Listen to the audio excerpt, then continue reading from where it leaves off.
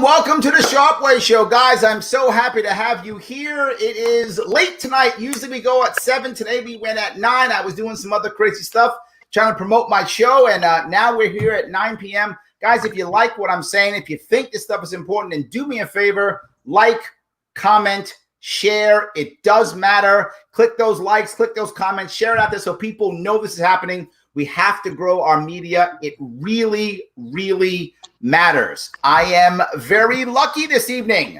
This evening, I have someone, a great guest, someone who has won office in West Virginia, run for office in West Virginia, a veteran, combat veteran, and someone who's still hooking and jabbing and trying to fight to make things right in his own state. The man himself, Richard Ojeda. How are you, sir? I'm doing great. Glad to be on your show.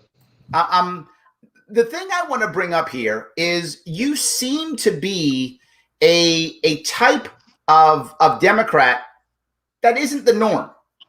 I feel that you've said that you are a working class Democrat. That's kind of your thing, working class Democrat. I live in New York City. I live in Queens, and literally AOC is my congressperson. Do you look at a working class Democrat as more like an AOC, more like a Biden, or something totally different? Well, you know, when you think of it like that, I mean, you know, I don't live in New York City. I don't understand how New York City operates. But you know, I tell you, I mean, I support AOC. Mm-hmm. You know, I think she gets in there and she fights for the working class citizens. Mm-hmm. And to me, that's what it's about. You know, the Democratic Party is not like the way that it used to be. And I want to bring back the way that it used to be. Okay. We're the party that fought for the working class citizens, that supports unions, that takes care of our elderly, that believes that if you're going to send somebody away and break them in war, we're going to fix them when they come home. And then the party that is about elevating people that are in poverty out of poverty with a hand up. And that's what I believe a Democrat is, a real Democrat. And, you know, I think that's where we need to get back to, because we haven't always seen Democrats like that. We haven't seen Democrats like that in quite some time. Well, you ran first in 2016, right? You spent over 20 years in the Army, retired, and received your combat vet also, Iraq and Afghanistan, correct? Yep. Iraq and Afghanistan. You come back to West Virginia. So you come back to West Virginia and you decide in 2016 you're going to run. Why? Why run? Well, the reason why is because when I come home, you know, I spent 24 years in the military, and leaders where I come from was with us. You know, I took out full bird colonels outside the wire every day in combat. You know, leaders led by example. They led from the front. When I retired and come home, I'm looking around and I don't see no leaders like I was used to seeing and working with in the military. I saw people that had their hands in the cookie jar, that ran these local areas with an iron fist, that did very little for anybody other than those in their circle. You're talking about roads that are falling off the sides of the mountains, but yet their road to their house is paved. And that's the kind of stuff that I saw. So that's when I made the decision of saying, you know what I'm going to do? I'm going to challenge these people. And that's exactly what I did. And unlike most people who are too scared to challenge these people, because if you have family members that work in the courthouse and you challenge the wrong guy, they'll lose their job.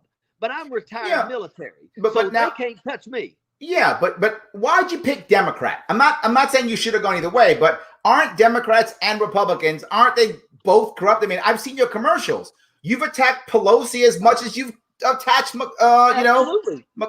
You've attacked both. Yeah, but here's the thing, though. You know, to me, I'm about the Democratic Party the way it used to be. And that's not the way the Democratic Party necessarily is right now. You know, we got people that are Democrats that have ran as Democrats because in West Virginia, that's the only way you could consider ever winning a race. It didn't mean that they had Democratic values. They got to the Capitol and they didn't do anything except try to put money in their pocket and do things to benefit themselves and theirs. And that's wrong. You know, I'm about saying it's time we get back to what a real Democrat is. We have no more union coal mines in West Virginia. You know, the United Mine Workers of America, union, there's no more union coal miners in West Virginia. I mean, they fought a battle at Blair Mountain, which gave us the ability to unionize, and there are no more. And the reason why is because we've been sending people to Charleston that haven't went there and fought to bring unions back. But now you also have to understand that the unions themselves, the union leadership, they're not real Democrats either. It's all about them and theirs. And they'll crawl in bed with anybody if it suits them and benefits their cause. So, all right. So I get that. But the biggest thing you did, if I remember right here, is you were the guy who kind of, I mean, you were the spark for the teachers union strike. You were the spark. You were the one who kind of just, I mean, they were kind of, there was some kindling there already before, but you kind of lit that final match to make that explode. Why? Well, you know, I spent 4 years in the classroom. When I retired from the United States Army, I come back here to Logan County, West Virginia, and I went to the Board of Education and pushed for a JROTC program. And I was able to be successful and get that program in all 3 of the high schools in Logan County.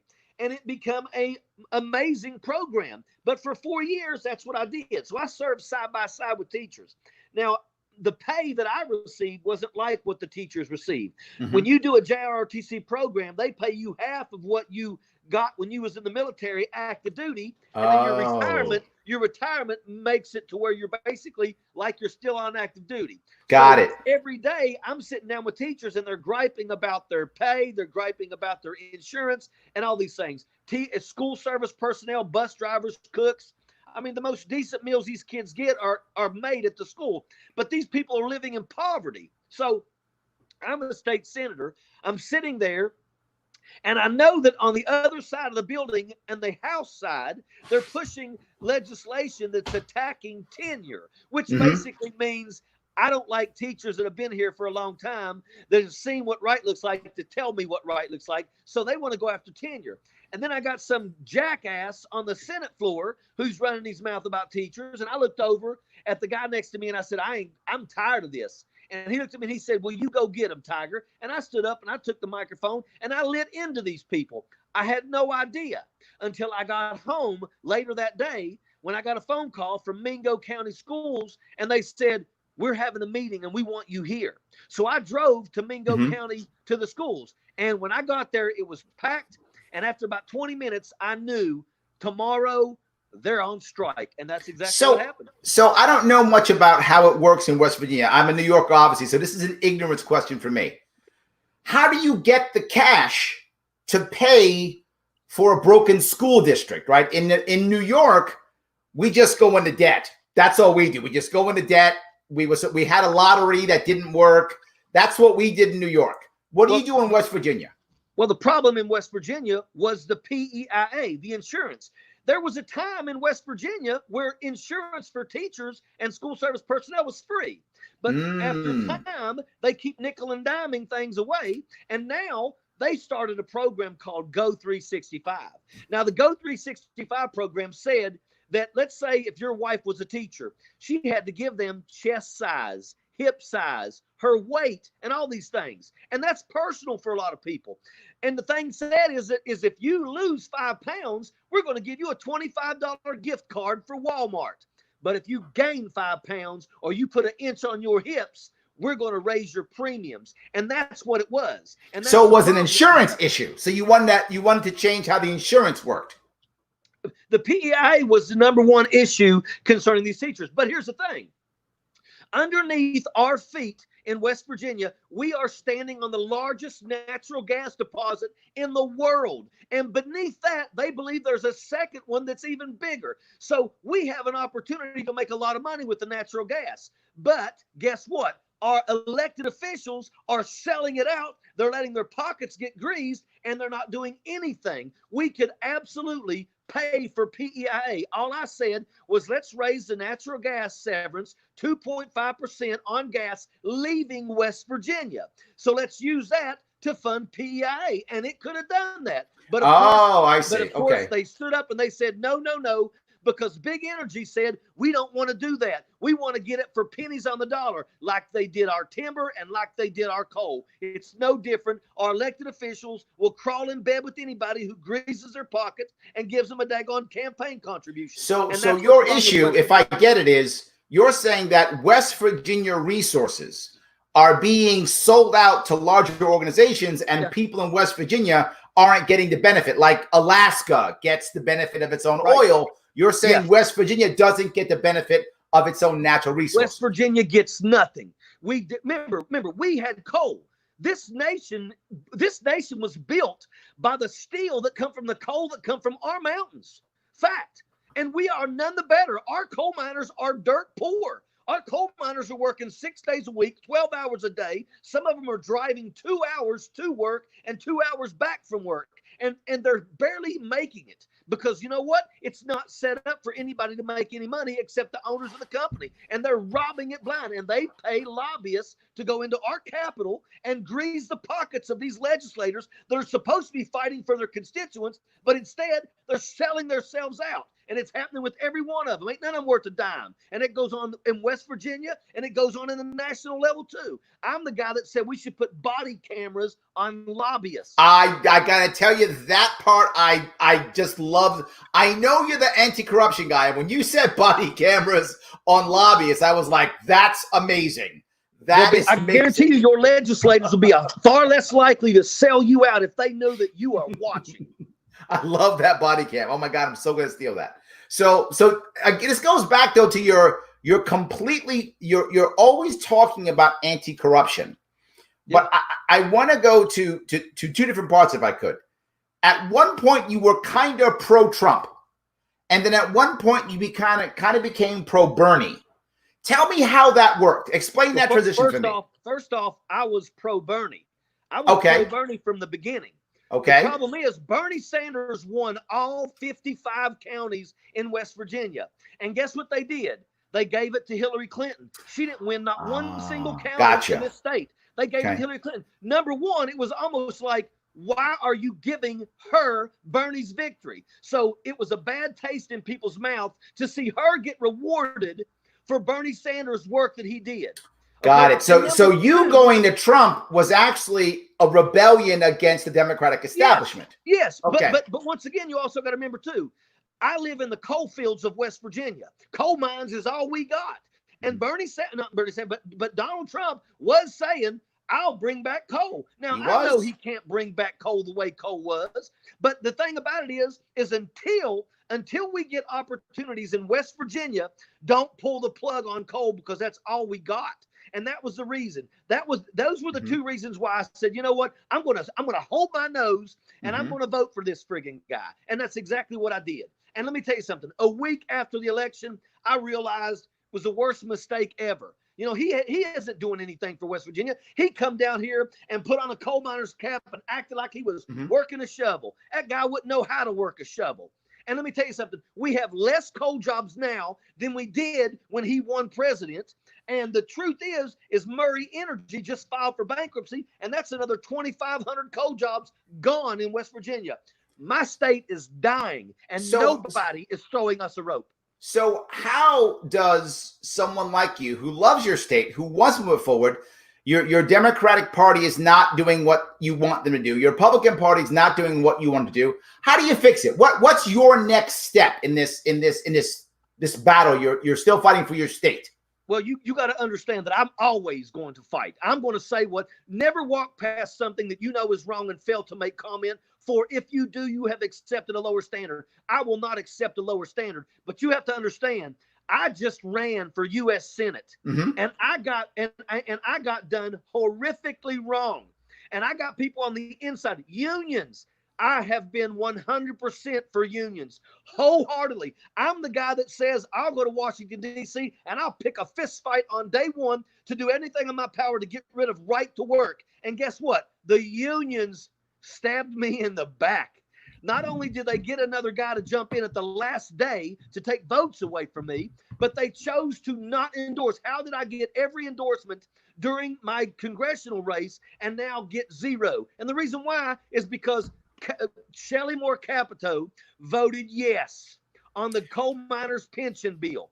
She didn't do anything to get that bill out from under Mitch McConnell's nose. That bill only got pulled out of Mitch McConnell's stack because Matt Bevin, the governor of Kentucky, got beat, and he realized Republicans are in trouble in Kentucky, and he knew that if he pulled that bill out and got that bill passed, the coal miners in eastern Kentucky would support Mitch McConnell. He did that for desperation for himself, and just because she voted yes, the United Mine Workers of America have decided not only to endorse her, but to tell everybody else to not endorse anybody against her so that she can get a free run. Now, there's a couple things I want to touch on this one. The first one is, so you're openly against right to work states.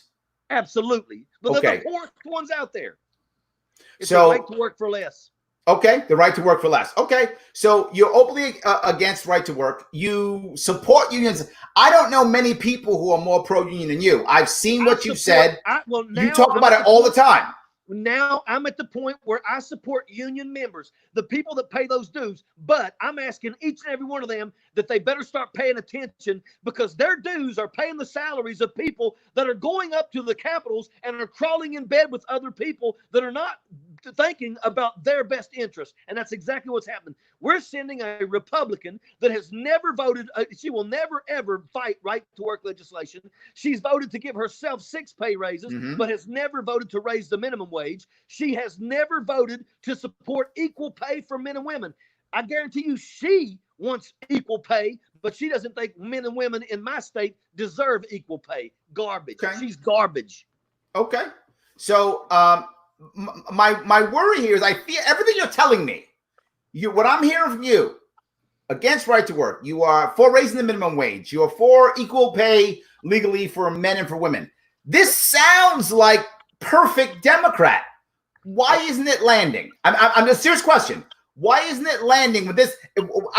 If you're in my state right now, if you're in Queens, I mean, people are like, yeah, that's my guy. I don't get why it's not working here. Unfortunately, West Virginia, first off, it's, Republicans control the House and the Senate. Okay. And unfortunately, we've got solid Democrats. But the problem is that the people at the top, they don't care what the parties. I would have never in my life thought that I would run for office and would get stabbed in the back by unions. But that's exactly what just happened. Let me tell you something. I support the union members, but I'm telling every union member, the person that you pay their salary to be your union rep may not be doing what you want them to do. And if that's the case, you need to get rid of them. So there's something else that you did. You decided to kind of drop out and resign from your position to run for president. Yep. That was a ballsy move. Well, why? I mean, no one else does it. They all keep their seat and run, right? They all do that. They do. But here's my thoughts. Number one, first off, why should I receive pay when I'm not in that seat? And the people of West Virginia, especially my district, deserve somebody to be in that seat for them. And if I'm not going to be there, I'm not going to be receiving that pay. Okay, that's number one. Number two, when I finished, remember the first year that I was a state senator, I made West Virginia the 29th state for medical cannabis. They hated me because I force-fed it to them. So the next year, what happened? The teacher strike. They flat out said that any piece of legislation that has Richard Ojeda's name on it, which means even if I co-signed, the bill would die in committee. They basically said that Richard Ojeda will not have any voice at all. So do you want me to sit in a seat and do nothing except vote when I can't get anything passed because they've decided to blackball me? And that's exactly what they did. So I said, no, I'm going to go over their head. I'm going to win Congress, and I'm going to force feed these people what they're going to get. But unfortunately, didn't work. Donald Got Trump it. come down here and said, Ojeda's a stone cold crazy wacko. And sadly, I live in a state that thinks Donald Trump is the second coming of Christ. And it's absolutely crazy when you think about it. Well, I know you were on the most popular thing you were on, I think, was you were on Michael Moore's movie, right? Fahrenheit 11/9, right? And I remember the thing people talk about it. You said you're gonna go outside and fight somebody. People say, "Oh, he's crazy. He's gonna beat people up," right? That kind of thing, right? Well, let me tell you did that something. help, or did that hurt you in your state? It hurt me in my state. These people think that Michael Moore is, once again, Michael Moore is the Antichrist. But the truth is, everything I said is absolute truth. Everything. I absolutely take people around here and show them West Virginia, and they look at me and they go, we didn't know this is a third world country. I've had people from Norway come here because they hear America's the greatest country on earth. And I take them around and they look at me and they go, I cannot believe that you guys have it as bad as you have it. You know, I'm sick and tired of coming back from Iraq and Afghanistan and Haiti and Honduras, where I've been on the poorest places on the planet. And I come home and I go to my own backyard and it's just as bad, if not worse. Kids in my hometown have it worse than the kids in Iraq and Afghanistan. In Iraq and Afghanistan, a village will raise a child. Here, mom and dad's addicted to drugs because the pharmaceutical companies come down here to my backyard and made my people the lab rats. And that's a fact. They've got documentation that shows emails saying, keep them coming, boys. They're eating them like Doritos. That's what they did to my people. And I come back here, and when you got a kid around here that don't have a mom and dad because mom and dad's in jail or mom and dad's dead from drugs, that kid struggles. And that's what I got to come home to. Where's my leadership that's supposed to take care of our people? They're they're gone. And it's worse. So are you telling me that now I know you've been talking about the opioid crisis for a while. Are you against the drug war? Want to change the drug war? What's your? I know you're against pharmaceutical companies, but what about actual enforcement? I want to see people held accountable. Okay. You're going to sit and tell me that they come down here and they push their OxyContin and hydrocodone on us like Tic Tacs. What about the deaths? The deaths that have taken place. What's going to happen? We got a friggin' jackass in Charleston that's this state adjutant general, and guess what? He's doing nothing. He actually held up a sign because he basically said, "We got them, boys. We won $2 million." $2 million.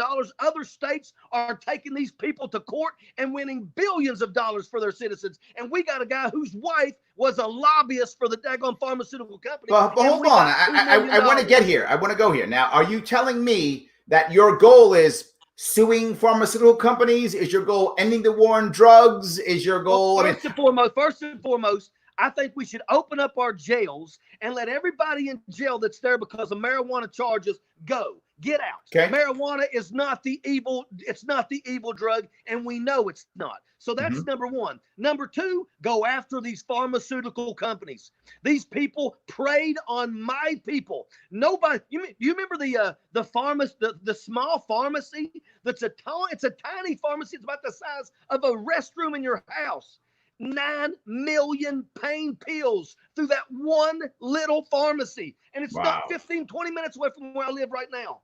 They killed my people, and nobody has done nothing except protect the pharmaceutical companies. They deserve to be put under the jail. And these families that have been absolutely fractured from losing family members, they deserve something. Their kids deserve something. We live in absolute poverty.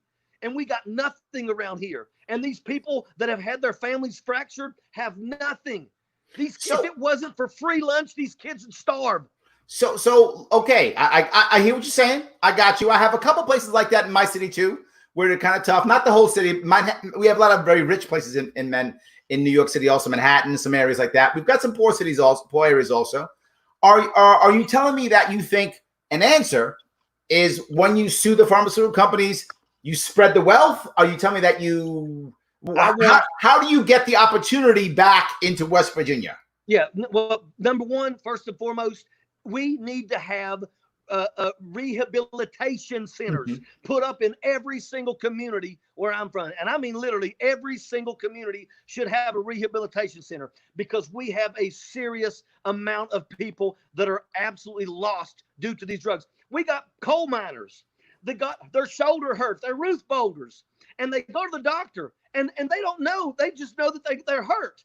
They go to the doctor, and the doctor, instead of saying Motrin or something like that, here you go. Here's 100 Oxycontin. Yep. 5 days. 5 days is all it takes to become dependent. Now, all of a sudden, you got these people that are on oxys, and they're going back to work. But then the insurance company cuts them off. They're addicted to oxys. So now what do? They go out there and they figure out where they can get it. They go to heroin. They go to all these other different things. Then they fail a drug test and they lose their jobs. Yep. So now they're addicted to drugs. They got no job to go to. And now what are they doing? They're crawling in your windows. They're going into your sheds, and they're stealing your lawnmowers and your weed eaters, and they're taking them to the pawn shops and they're selling. And that's going, it's rampant. It's all right. Rampant where I'm from. So I'll go to healthcare now, because I know you're a big proponent of Medicare for all, right? Yeah. Why? I mean, you and I are vets, right? Isn't that going to kind of be like a VA system? The VA is not a great system. I mean, there's some gems in the VA system, but it's not a great system. Hey, you know what? I'll tell you right now, I'm happy. It's not perfect. It's not, but at least it's something. At least it's something. We cannot allow, how on earth do we get to tell people that we're the greatest nation on the planet, and we don't do nothing for our people? Other countries do everything, and we can't do it? You tell me we can continue sending us to these forever wars for 20 and 30 friggin' years, where it's sending our troops home, and everybody that's coming back has got PTSD, has got traumatic brain injury, has lost limbs, and you name it, they've seen horrible things. We can afford to continue doing that to our citizens, but we can't give people friggin' health care? Bullshit. What about the idea that you could have a Medicare option, right? Like, I know Bernie is much more about the Medicare for all and then ending, all of the insurance. Some Democrats are about a Medicare for all option and then allowing for private insurance. Are you no private insurance? I'm not against offering people a public option if they want to do something else, but we got to be able to at least cover the basics. I mean, it amazes me how many people that we have that don't have coverage. And if you get sick, it will turn your whole entire family destitute. I mean, we're supposed to be the greatest country on earth. The only thing we're great at is we can kick other people's ass, and that's it. That's all we got. So speaking about that, you talk about sending people overseas. I'm unsure. Are you anti-empire wars? Or you want to bring all the troops home? Where do you most Democrats like bombing overseas? Most do. Let me tell you something. You know what? We are losing an entire generation, more than 2 generations, with what we're doing here. You know what? First and foremost, when I went to Iraq, I went there because there was weapons of mass destruction, and we were going to go there. We were going to stop them from using it. And guess what? We now know there was no weapons of mass destruction. It was a bunch of lies so that people like Dick Cheney and them could make a fortune, and all these contractors. Do you know in 2004, 2005, we had 163,000 troops in Iraq and Afghanistan at that time? Do you know that we paid Brown and Root Halliburton $200 per troop per day to eat? Do you think I was eating $200 a day? No, you weren't. 4 o'clock in the morning, we were putting weapons and ammo on our equipment, and we was gone outside the wire. You ever eat in a place called Ramadi? You got a daggone styrofoam plate with 3 pieces of lettuce on it that had no dressing. You got a little bit of rice, and you got a piece of chicken. It was cold. That's your $200 worth of food in a day?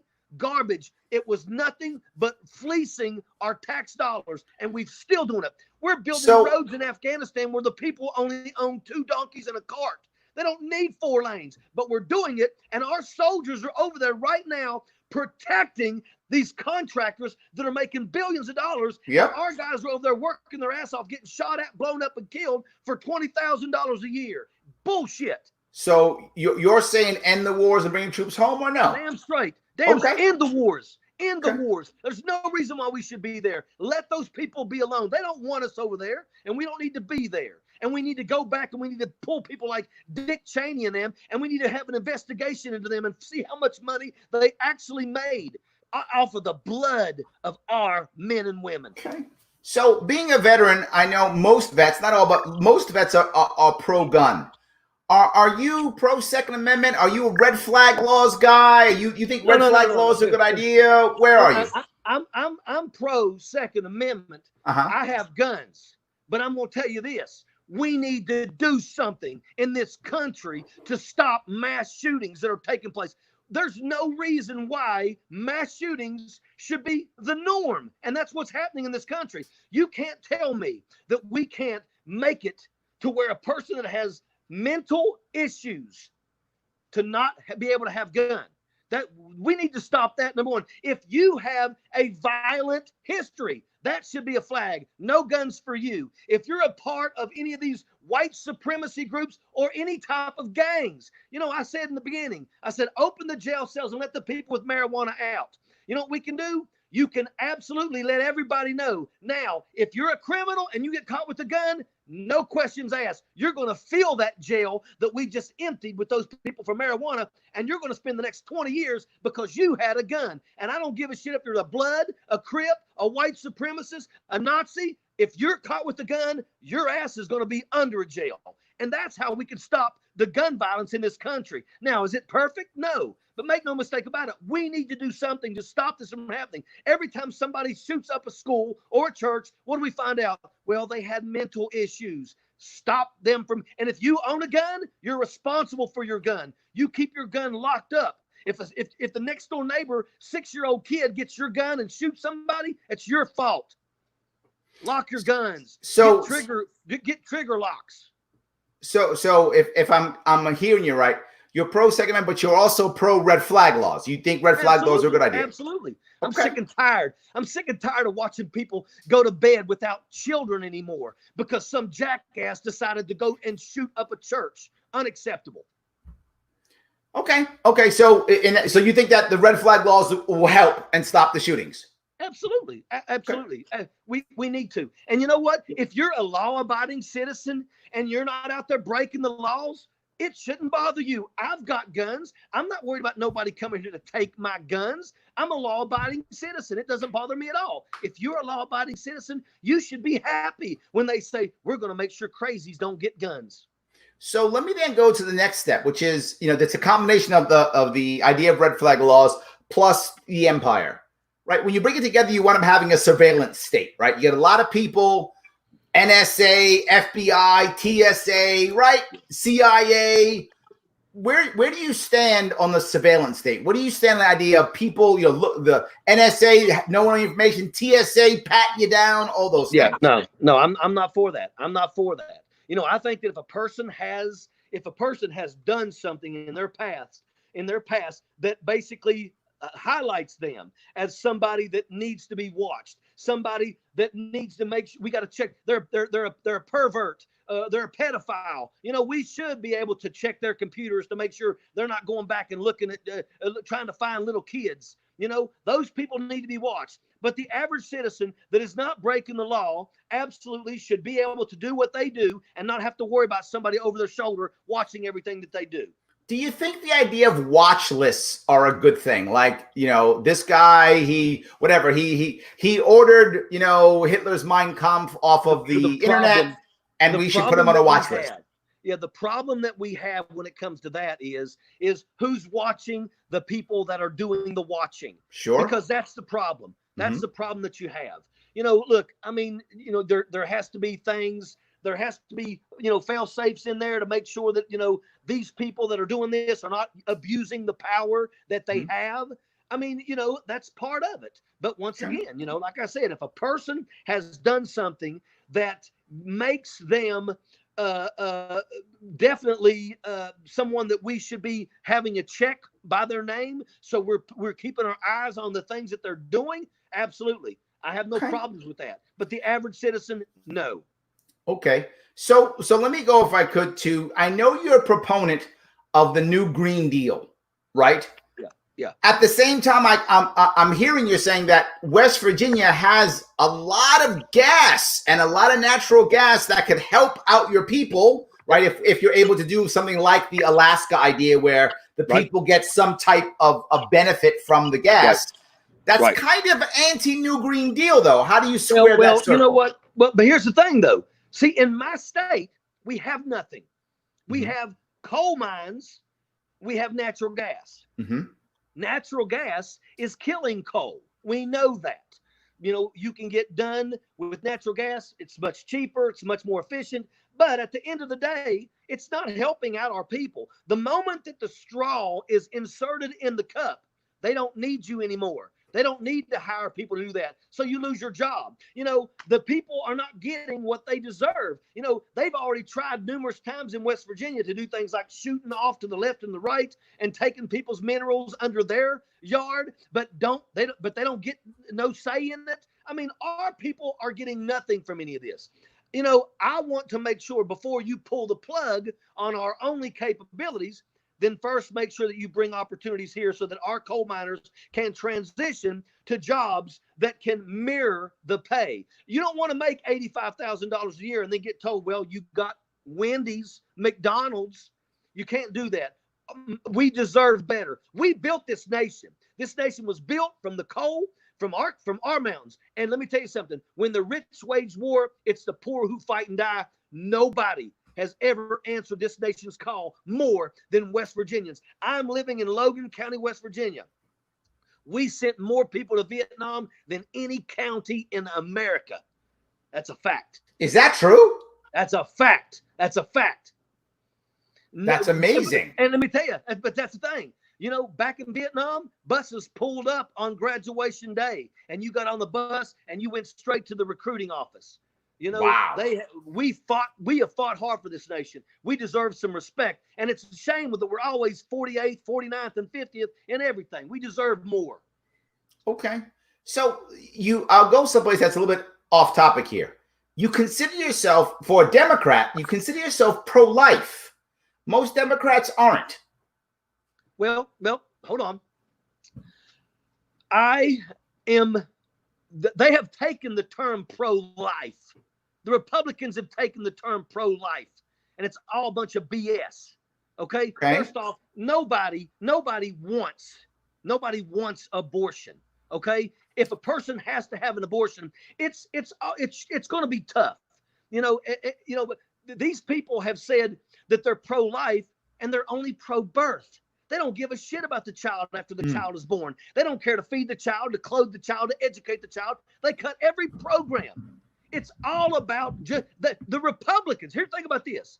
If the Republicans were so big about doing away with abortion, then why didn't Donald Trump make it illegal in his first 2 years when they controlled the House and the Senate? How come? And the reason why is because Republicans will never make it illegal, because Republicans need BS bills, abortion bills on every single ballot to bring people out. And it'll be the stupidest things ever. But as long as you got these people that are far right, they'll say, I got to go vote for that guy because he's anti-abortion. That guy could give two shits about anybody's children. But so does that mean that you don't consider yourself pro-life? I'm not sure where. You know what? There was a time when I thought, okay, pro-life meant I want to see people survive. But you know what? Here's the thing. Colorado made IUDs free. It reduced abortion 50%. That's what I want to do. I want to quadruple the money to Planned Parenthood, because Planned Parenthood allows people, it helps people. It also talks to people and tells them you can have a child. You can afford to have a child. That's what Planned Parenthood does. And what Planned Parenthood does in terms of abortion clinics is they make sure that if they are abortion clinics, they're clean and safe. I have no problem with that. I'm not a fan of abortion, but I'm also not going to tell a woman what she can do with her body. What about the idea that, federal money shouldn't be going into Planned Parenthood because there are so many people who morally believe that abortion is wrong? So there are millions of Americans who believe that. And if they believe, But is our government sending money to Planned Parenthood, or is Planned Parenthood funded by other means? I'm sorry, maybe I misunderstood you. Did you mean when you said money goes to Planned Parenthood, did you mean not government money? Is government money what makes Planned Parenthood? Or yes, the government money does fund Planned Parenthood. It does. Well, look, I don't have a problem with that. I don't have a problem with that. Once again, it's Planned Parenthood is not paying for abortions.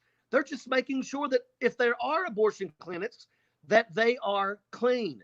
Planned Parenthood gives classes to people. Planned Parenthood lets poor people get exams and things like that. You know, that it's a positive thing. We should quadruple the money to Planned Parenthood, not get rid of it. You know, Republicans want to get rid of it and then leave people with nothing.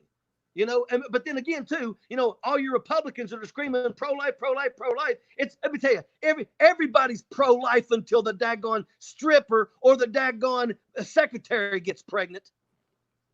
That's been true more than once. Yes, damn straight it has. So I'm sick and tired of watching these people act like they're holier than thou, and in actuality, they're far from it. Yes. So look, I get where you're going on that one. I do. I guess the other piece I want to bring up here is you've talked a lot about government funding of things that you find valuable in your state. Get it completely. Is there a way in your state to increase the private sector, right? Instead of having government involved, is there a way of having commerce or the commercial world involved better? I know that there are a lot of energy companies that love to come in and exploit West Virginia. Yeah. Is there a way of getting that money from them to go into these things and projects, like you mentioned, rehab centers and things like that? Well, I mean, there should be. I mean, if you're talking rehab, there's no reason why the big pharmaceutical companies should be absolutely building a rehab center in every single community because of what they have done to West Virginia. Now, in terms of anything else, you know, everything that's come to West Virginia has absolutely it's come here. It's used and abused my state, my people, and in the end, they run off.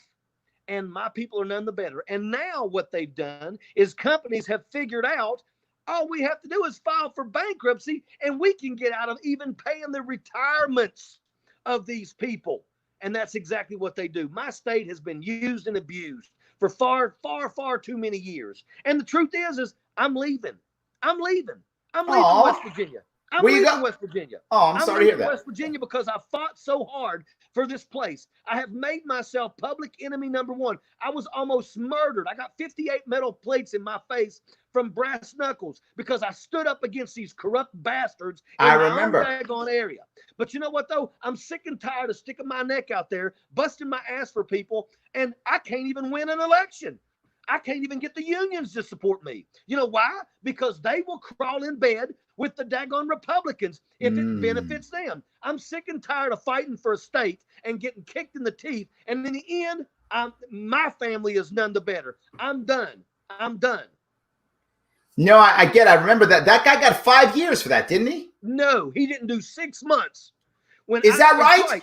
That's right. That's how bad it is. As soon as this happened, he was facing 30 years. The prosecuting attorney, who is a nothing, he's a worm. They all ran real quick because they knew, and I'll tell you, they knew that if he faced 30 years, he was going to roll and tell on everybody. And they did a plea deal in my absence that said me and him got into a fist fight and I got knocked out.